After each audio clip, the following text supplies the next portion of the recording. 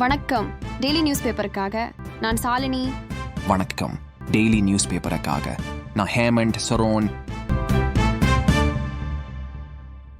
பெஞ்சல் புயல் காரணமாக தமிழகம் முழுவதும் பல்வேறு மாவட்டங்கள் நீரில் மூழ்கி பாதிக்கப்பட்ட நிலையில் அரையாண்டு தேர்வில் மாற்றம் செய்யப்படுமா என்ற கேள்வி எழுந்திருந்தது. இந்நிலையில் பெஞ்சல் புயல் பாதித்த கடலூர், விழுப்புரம், திருவண்ணாமலை மாவட்டங்களில் மட்டும் அரையாண்டு தேர்வுகள் ஒத்திவைக்கப்பட்டுள்ளதாக பள்ளிக்கல்வி இயக்குனர் அறிவிப்பு வெளியிட்டுள்ளார். சூரியனை ஆய்வு செய்வதற்கான PSLV C-59 ராக்கெட் வெற்றிகரமாக விண்ணில் பாய்ந்தது.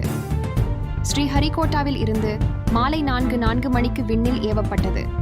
தற்போது செயற்கைக்கோள்களை அவற்றின் நியமிக்கப்பட்ட சுற்றுப்பாதையில் துல்லியமாக நிலைநிறுத்தியுள்ளதாக இந்திய விண்வெளி ஆராய்ச்சி நிறுவனம் ISRO தெரிவித்துள்ளது.